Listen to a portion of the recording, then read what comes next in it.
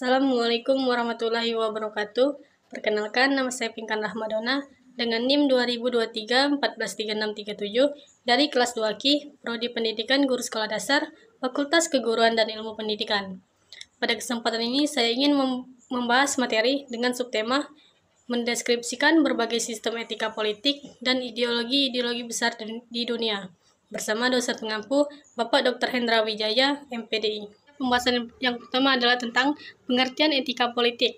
Secara substantif, pengertian etika politik tidak dapat dipisahkan dengan subjek sebagai pelaku etika, yakni manusia. Oleh karena itu, etika politik berkaitan erat dengan bidang pembahasan moral, berdasarkan kenyataan bahwa pengertian moral senantiasa menunjukkan kepada manusia sebagai subjek etika. Dapat kita simpulkan bahwa dalam hubungannya dengan masyarakat, bangsa, maupun negara, etika politik tetap meletakkan dasar fundamental manusia sebagai manusia. Selanjutnya, pengertian ideologi. Istilah ideologi dicetuskan oleh Anthony de Strassi pada tahun 1757 sampai 1836, yaitu seorang ahli filsafat Prancis. Menurutnya, ideologi merupakan cabang filsafat yang disebut sains tentang ide.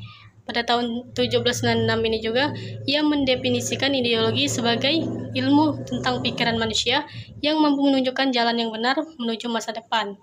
Dengan begitu, pada awal kemunculannya, ideologi berarti ilmu tentang terjadinya cita-cita, gagasan, dan buah pikiran. Selain itu juga ada macam-macam ideologi di dunia.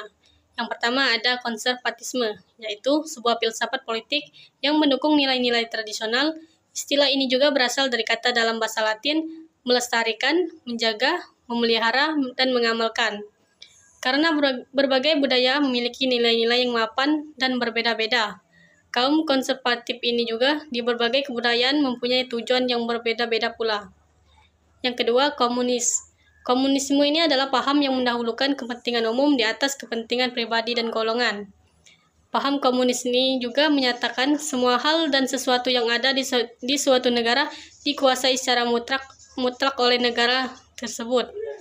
Yang ketiga, liberalisme atau liberal adalah sebuah ideologi atau pandangan filsafat dan tradisi politik yang didasarkan pada pemahaman bahwa kebebasan adalah nilai politik yang utama.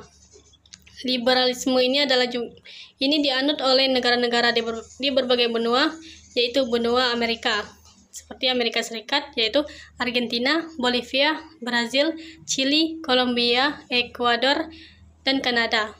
Keempat, ada kapitalisme. Kapitalisme atau kapital adalah suatu paham yang meyakini bahwa pemilik modal bisa melakukan usahanya untuk meraih keuntungan sebesar-besarnya.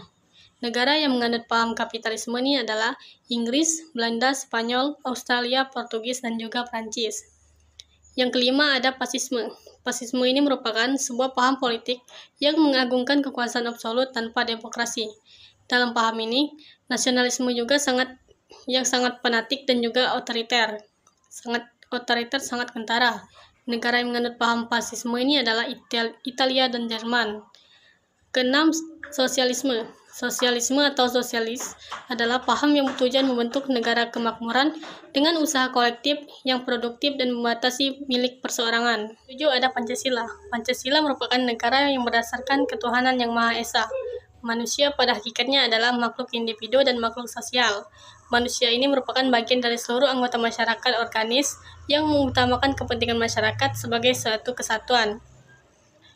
Yang kedelapan ada anarkisme, yaitu suatu paham yang mempercayai bahwa segala bentuk negara, pemerintahan dengan kekuasaannya adalah lembaga-lembaga yang menumbuh-suburkan penindasan terhadap kehidupan. Oleh karena itu, negara, pemerintahan, berserta perangkatnya harus dihilangkan atau dihancurkan, secara spesifik pada sektor ekonomi, politik, dan juga administratif. Subtema yang kedua kita akan membahas tentang membandingkan sistem etika Pancasila dengan liberalisme dan komunisme. Dari segi politik hukum, Pancasila merupakan demokrasi. Pancasila hukum untuk menjunjung tinggi keadilan dan keberadaan individu dan masyarakat. Komunisme yaitu demokrasi rakyat berkuasa mutlak satu parpol hukum untuk melanggengkan komunis. Liberalisme yaitu demokrasi liberal hukum untuk melindungi individu dalam politik mementingkan individu. Secara ekonomi, Pancasila yaitu peran negara ada untuk tidak terjadi monopoli dan lain-lain untuk merugikan rakyat. Secara komunisme yaitu peran negara dominan demi kolektivitas seperti demi negara dan monopoli negara. Secara liberalisme, yaitu peran negara kecil, swasta mendominasi kapitalisme, monopolisme, dan persaingan bebas. Ketiga, secara agama. Pancasila yaitu bebas memilih agama, yaitu agama harus menjiwai dalam kehidupan bermasyarakat, berbangsa, dan bernegara. Secara komunisme, agama harus dijauhkan dari masyarakat ateis. Dan secara liberalisme, yaitu agama urusan pribadi, bebas beragama atau memilih agama atau ateis. Selanjutnya, dari segi pandangan terhadap individu dan masyarakat, yaitu Pancasila. Individu ini diakui keberatannya. Hubungan individu ini dan masyarakat dilandasi 3S, yaitu selaras, serasi, dan juga seimbang.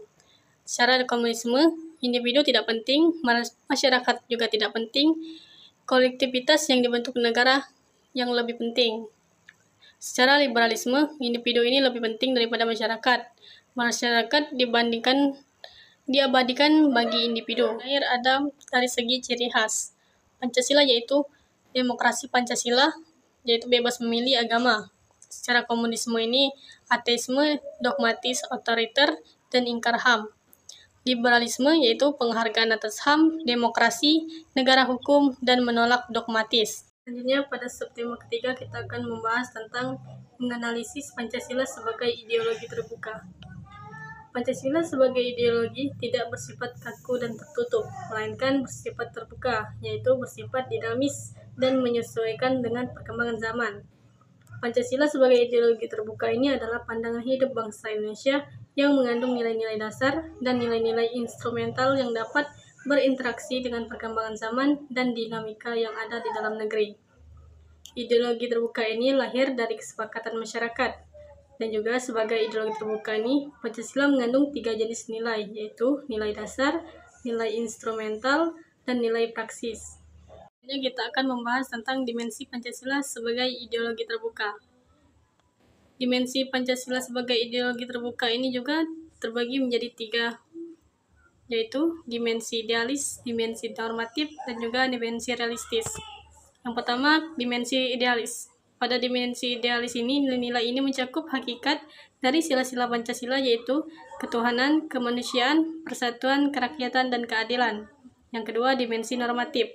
Pada dimensi ini merujuk pada nilai-nilai yang terkandung dalam Pancasila dan juga perlu dijabarkan dalam bentuk sistem norma ataupun peraturan yang mengatur tindakan dan perilaku dalam kehidupan bermasyarakat.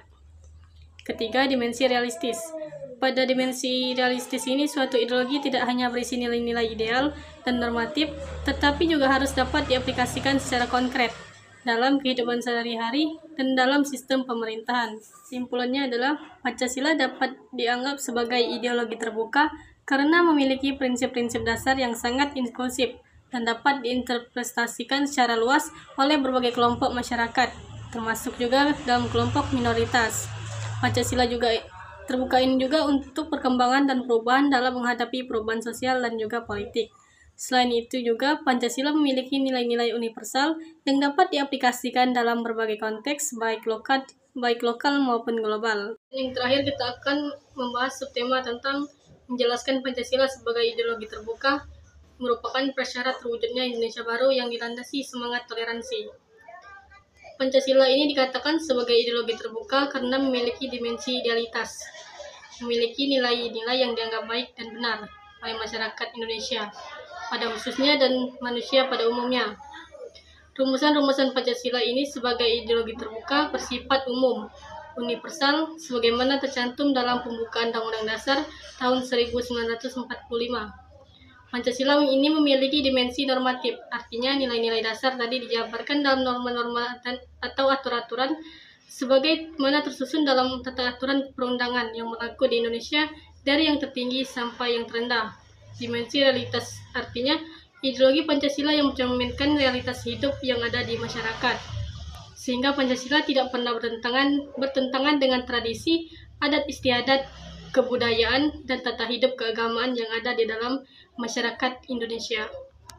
Mungkin itu saja materi yang dapat saya sampaikan. Semoga bermanfaat bagi kita semua. Saya ucapkan terima kasih. Wassalamualaikum warahmatullahi wabarakatuh.